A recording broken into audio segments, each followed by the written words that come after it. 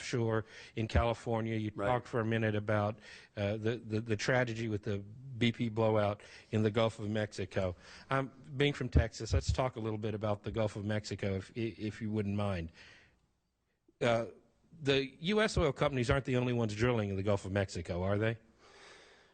You know, I don't believe so, but I have to be honest with you. Our purview includes only the western United States, and I'm not familiar with who's operating in the Gulf of Mexico. I believe. You know, as a lawyer, I don't ask a question I don't know the answer to. And you've actually got China drilling off the coast of Cuba. You've got the State Oil Company in Mexico that's drilling in the Gulf of Mexico as well. So regardless of what amount of regulation we put on our domestic oil companies, we're not going to have any effect on what China and Mexico are doing. We can't change the way they drill. Would that be an accurate statement?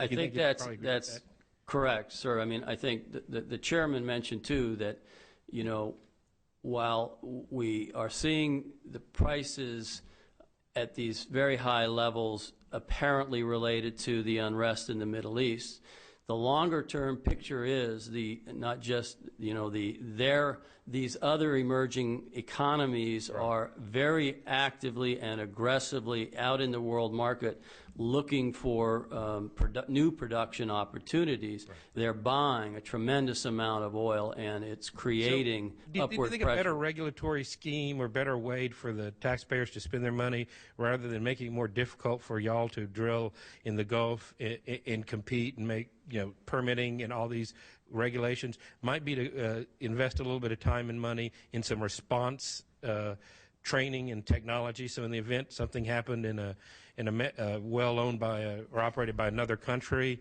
we'd be able to respond to that as well as if something happened locally? I lost the question. I apologize. Rather than putting excessive regulation on our domestic companies, making it more difficult for them to compete, let's say in the Gulf of Mexico, and where you've got Mexico and China also drilling, if something happens on a Mexican or a Chinese drilling rig and there's a blowout or a leak or something, wouldn't we better off, rather than spending our time and effort regulating domestic companies, coming up with responses that would benefit any worldwide oil company training and technology? I think the U.S. oil and gas industry has led the world in developing those kinds of responses. In California, of course, we have a huge resources on standby 24/7 to respond, and have developed, along with other regions of the country, this technology that really is used worldwide to respond to any accidents that occur. Right, well, I'm over time. I'll let everybody else give their turns, but I would like another round of questions. I assure you we will, as long as our witnesses are willing to indulge us, we would like to learn all we can. Mr. McCarthy. Well, I thank all the witnesses for their testimony, and it really comes down to why we're having the hearing, why we're having this challenge. We use more energy than we produce in this country. Having said that, that means we have to get it from somewhere else. So we pay for it somewhere else. The challenge that I've always faced in this job is there's many times we think in California we realize other states compete with us. We had the ability to say which state produces more than others. We watch every day maybe a company leave California somewhere else because they maybe give a little better price. We never really think that America competes with other countries, but we do. And energy is probably the #1 industry that you can find that to happen.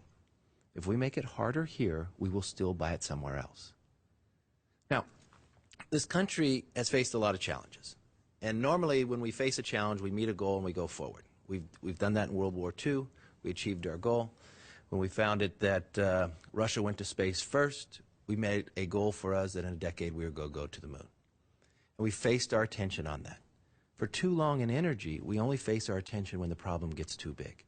And that we'll put our attention there, then we forget about it when it comes down, so you don't have the ability to go there. If anybody's ever lived in a community that has oil, you've seen the booms and the busts. If you lived in this community, you watched a time where the cost to lift it was more than the barrel you could even sell it for, but you could not shut it down, so you had to maintain it. I have found that the country gets very divided.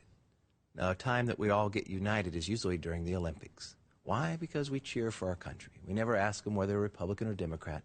But the other reason why we cheer so strong is because America gets a level playing field. If we do a 100-yard dash, we all start at the same starting line, and we all have the same finishing line.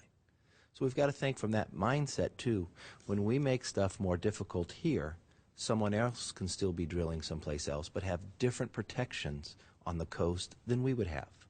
And so taking some of that, I thought some of this ability of what I saw here today, I loved the presentation where you actually shown how it was going.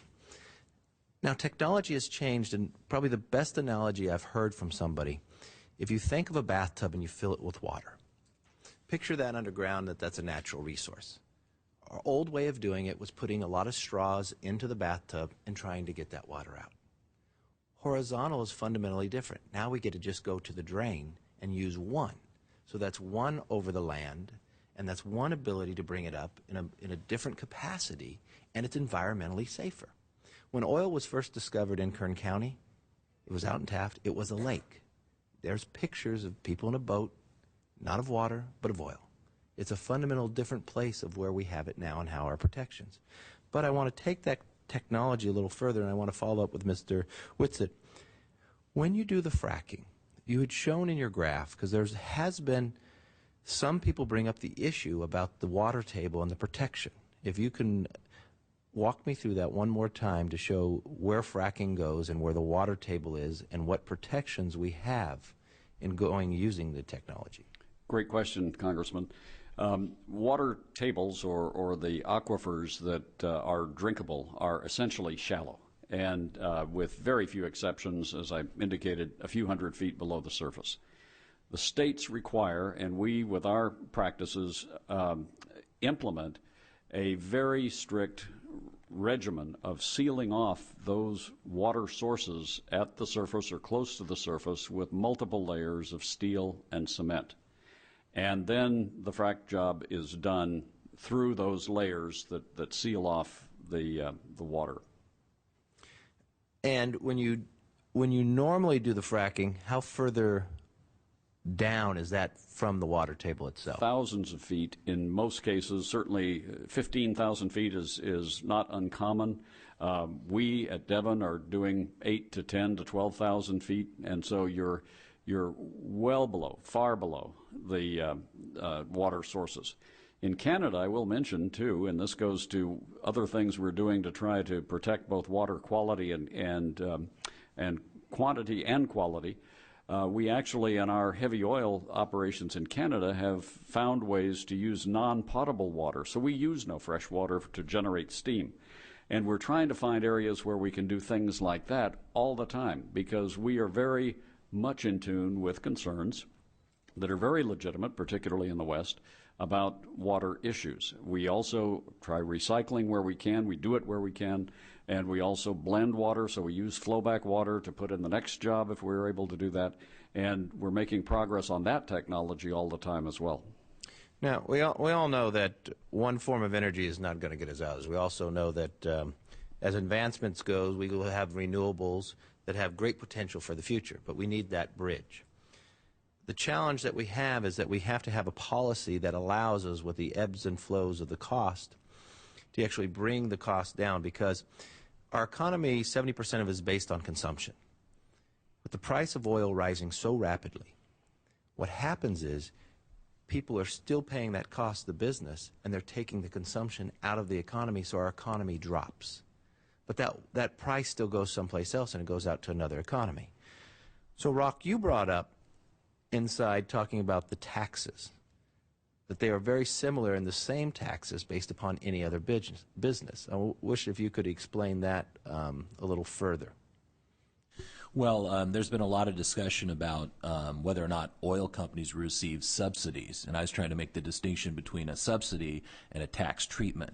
In fact, first of all, the actual components that are within the administration's budget that they want to eliminate target independent producers, not major oil. So that's the first distinction. Most of those tax treatments are not available to the major integrated oil companies. They're only for the independents. But the second and more important point that I was trying to make is, a subsidy is a cash payment from the government for doing some sort of activity. It's quite different if you are having a debate within the IRS about how to treat a certain expense, and we'd be happy to have that debate. But keep in mind, the only way that you have this debate and the only way that you have these expenses is if you're deploying capital. And that's exactly what our companies are doing, is they're deploying capital. And the question is, how best can they redeploy the new capital? And that's what a lot of these tax treatments were designed for. Given the fact that this is highly risky, it's very expensive, and our energy security depends on it, the taxes in the teens and 20s 100 years ago were designed in order to encourage the rapid reinvestment of this capital back into new oil and drilling programs, and that's exactly what we experience. So if you do not invest the risk, you cannot get the tax. That's correct. Can I just add one point here, please? Yes. Just inject for Devon, and we are a large independent exploration production company. The recent proposals by the administration just on the intangible drilling costs, which are the real cost, as Rock has pointed out, of drilling a well. It's clearing the land, doing the environmental remediation.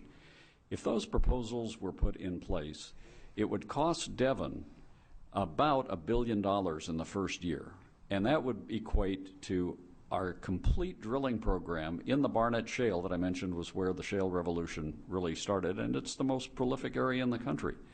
To us, we have to say, what is that all about? That looks to us like it is totally a wrong-headed policy that actually would penalize the companies that are most efficient at producing domestic resources that power this nation.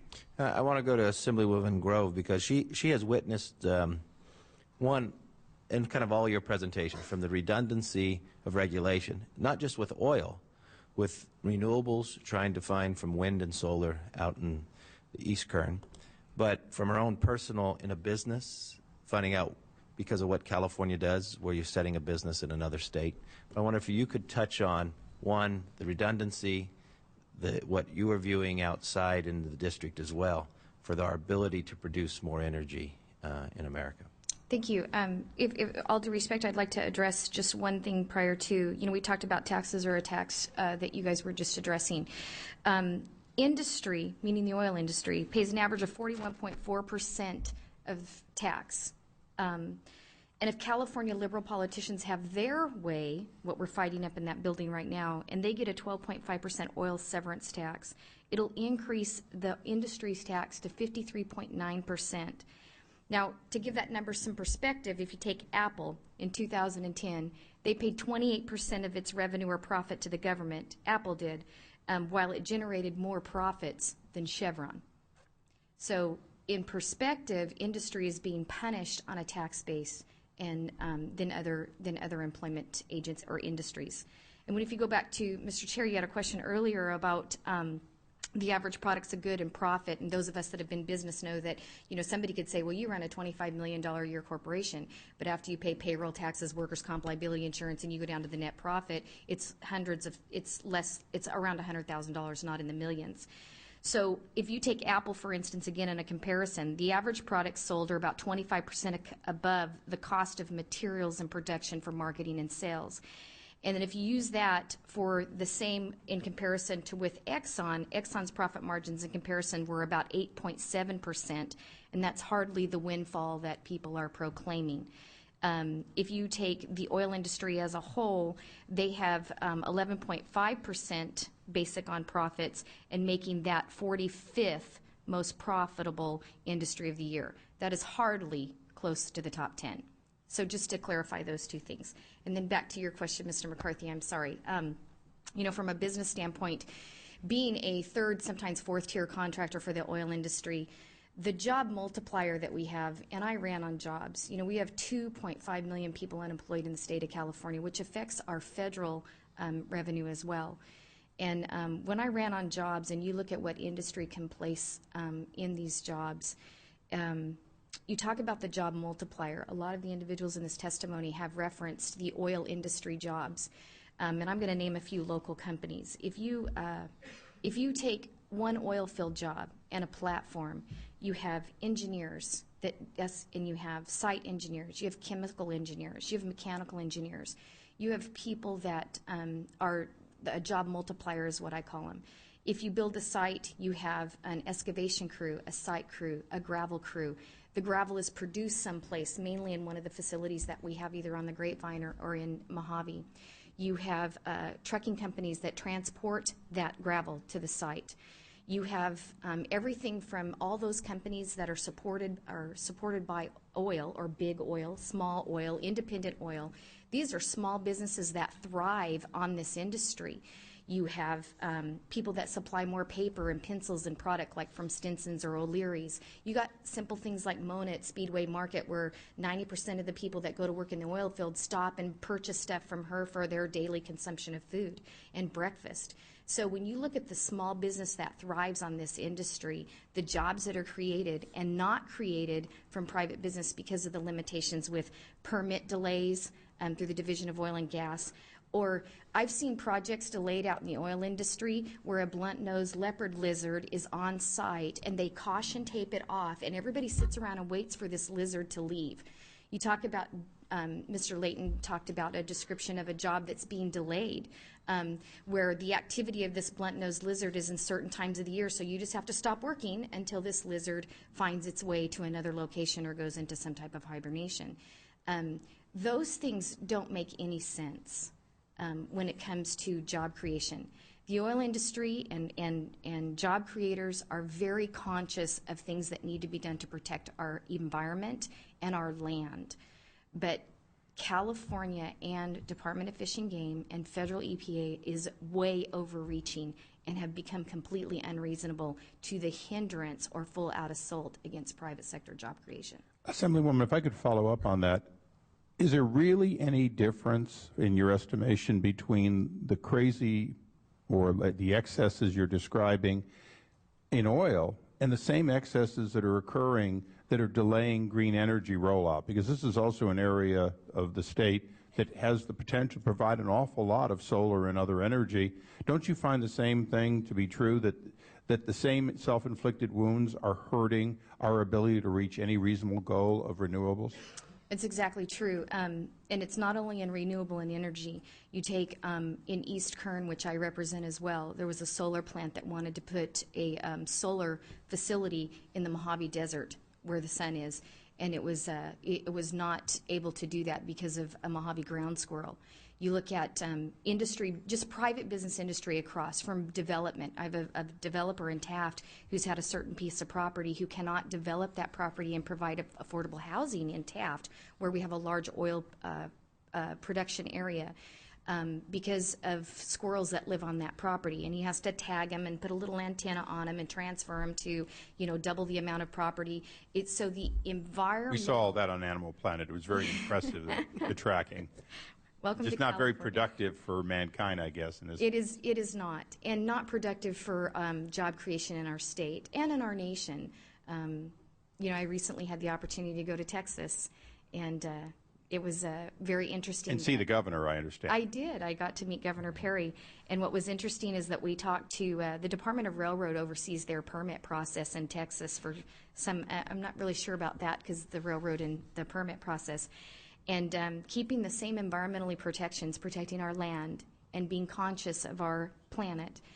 They issue permits within 2 to 5 days, project permits, where we're sometimes delayed for up to years. That, and then the environmental delays with endangered species on these projects and properties causes jobs that we desperately need here in our state and our nation to be delayed as well. Rock, you said something, and I want to try to put it in the record in a way that people that are not involved in the oil industry would understand.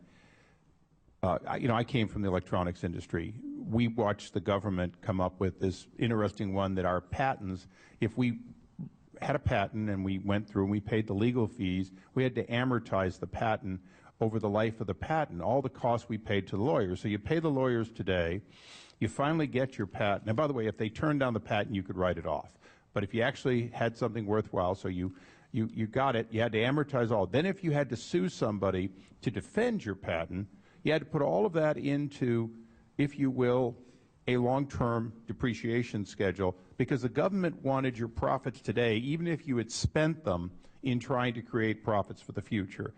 Isn't that basically the same kind of wrong-minded thinking that American companies are seeing, except in your case, it's a drill bit that when you dull the drill bit and you break a bunch of equipment as you're drilling down and you set it aside, you send it off to salvage, it's gone, you bought it, you paid for it, you spent it, and you disposed of it. They now want you to amortize that over the useful life of the oil well. Isn't that essentially what, because you say intangible, and to me, money out of my pocket that I know I spent, that they want me to pretend I didn't spend for 20 years, that's not intangible. Is that the intangible we're talking about here today? That's exactly right. We're talking about mud, cement, testing, some drilling operations that you're talking about, all things that are happening before a well is completed or any production has come online. You know, what's amazing is America is a funny place. We talk about how we support business, we really care about it, but people in Washington, in my position, have done some amazing things. I was in private business when NAFTA was passed, and whether you were for or against NAFTA, one day I found out NAFTA had been signed, and I found out as a result of NAFTA I was going to have to wire transfer weekly my payroll withholding taxes instead of sending in a check. And the reason was because your predecessor, Bill Thomas, and all the other guys, they had a couple of billion they needed in revenue to make NAFTA pencil out. So they got it by accelerating the speed with which every business in America would send money to the government. Now, it only scores a one-time event because they've just accelerated the speed with which they got it from a couple of weeks or a quarter for small companies to immediate. We're still doing that today, and it's one of the frustrations I have. I want your industry to expense everything, absolutely, that is consumed. I certainly want you to capitalize your long-term assets. If you've got a casing there, it's reasonable to have it over the life. But I want your capital to be put back to work as quickly as possible. I want Devon Energy to have a smaller bank line or put in more wells. And the amazing thing is I can't get my government to go along, and I can't even get the Ways and Means Committee to go along. But let me go to another question that I wanted to understand, because fracking, which is not new technology, isn't what we're talking about here today. What we're talking about is better fracking. Is that right? That's correct, and new applications of fracking. And if I understood correctly, if we're concerned about the watershed, we've been concerned about it for 60 years because you've been fracking for 60 years. Correct. And we should know, we shouldn't need Secretary Chu to endlessly study something you've been doing for 60 years. Let me understand something. When you go down once, but you go far further as far as what you yield, the only difference in that is that you only have one area of risk, which is that casing, for a far greater gain. Is that correct? The casing is placed for a couple of reasons. The one that we've been talking about, obviously, is to protect the water sources. That's primary, and it happens in every well. There are other applications of casing to prevent the hole from collapsing and those kinds of things. But the fact is, and what I think you're alluding to, is that we've been doing this for a long time. The technology gets better, the materials get stronger, the knowledge of how we do this and how many times we do it along that horizontal length of pipe, it all improves, and we are seeing remarkable efficiency gains. And one more thing that is really remarkable today is we're doing much more of what we call pad drilling, where we can actually do these multiple horizontal wells from one surface location so that we don't have to disturb the surface multiple places around this gas field. So again, the technology just continues to improve. Well, and that's what I was leading to, and I appreciate your clarifying my questionable question, because this is something where I'm still learning what you've spent a lifetime knowing. You've got less exposure to the watershed because you're going down less times for the total amount you're getting. Correct. Your risk, of course, always is when you first drill through a water area until you get it sealed and you're comfortable and all the tests have done, there's always some risk. Let's just say hypothetically that you hit oil, because one of the occasions there is oil much closer than you thought it would be. But you've eliminated all that risk before you start going horizontal. So in a sense, horizontal is getting more from this already mitigated small risk that you had when you first drilled what I guess in Oklahoma is, what is it, 1.2 million wells they've drilled or something? We've drilled a lot of wells and fracked 100,000 of them in Oklahoma. But also the other point I would make, too, Congressman, is that in these shale plays in particular, which is really the revolutionary thing now, once we are this there... is heavy, by the way. Anyone that didn't pick this up, when I send it back down, you got to figure this is pretty darn dense rock. It's pretty amazing that we're actually getting the gas to migrate through that rock to the wellbore. And what I was going to say is that also when we are doing this in these shale plays, it almost becomes in those particular areas, something that we can replicate with less and less, almost zero risk. Of course, there's always some. But I think in the Barnett Shale, I don't think we've had a dry hole in thousands of wells for Devon. But that's because we've finally nailed this technology. It's right to your point that it's American ingenuity, it's innovation, trying to put these things together in different ways in these different shale plays. Now, I'm going to only have about 2 more questions, but they're going to probably be ambiguous, so steer me through to the right answer on the questionable question. When you used to go down and try to find a pocket of gas, methane, et cetera, all the combinations of what you'd find down there, it was hide and go seek, and when you found it, it could be quite a surprise. There was a risk because this is volatile. You don't know what pressure you're going to poke into and so on. You're out of that business for the most part. You're going into a low pressure, into rock rather than into a big pocket of gas with this technology. Isn't that true? Well, the pressures do vary. There are some high pressure areas and lower pressure areas. And I would say, too, that as was mentioned earlier, along with the improvement in the completion techniques, the fracking and the drilling of the wells, we have had very significant and continue to have very significant seismic and geophysics type of technology improvements. And again, it's putting all that together so that we know where we're going to find resources more accurately, and we can drill fewer wells to find them, have more success. Well, the reason I ask that question is, like most people who don't know your technology but watch TV, I had watched some years ago about what happens if you hit that pocket and you shatter the impermeable layer that had kept it there for a long time. You can, in fact, have natural gas flowing freely to the surface, and that has happened a few times in history, at least enough for television to capture it. In the case of this technology, you're going through the impermeable layer, through the sand that was already there, back into the core rock that had not released it. So in a sense, it's a much safer operation because you're not up against, if you will, the great protection against gas free flowing up. It's much safer, and it's much safer for other reasons as well, which is that our materials and our processes and our practices are so much better today, as we've learned through the years, because of the very incidents that you've talked about. Now, one last question for you, and then Rock's got an answer for a question that I asked earlier, I think. This is a heck of a solid piece of rock. I looked at your presentation, and as I look at you going diagonally here and then there, I get the feeling that there's no question you're releasing more than otherwise was released. Is there available technology or available percentage you could give me? What did we used to get when we just caught what happened to have bubbled up and was sitting there under the withholding chamber? What are we getting today when you frack typically, and how much is really down there if you continue to improve your fracking to where you can sort of get it all? Well, I don't know how to answer the first part of the question in a global sense, but if you look at that one slide, there's a very dramatic representation from one area.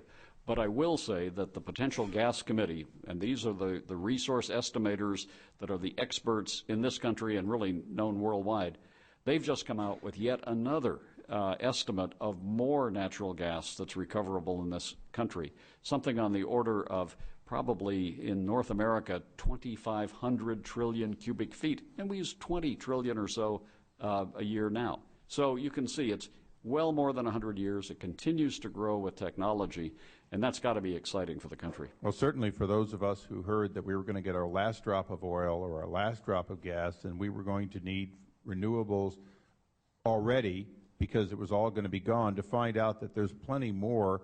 And obviously I'm excited about oil because I don't want us importing oil from unfriendly areas. But I'm even more excited about natural gas because all the green lobbyists who have ever come to see me, and many have, they all talk about how if we could just get off that dirty coal and get on to clean natural gas, what the benefit would be.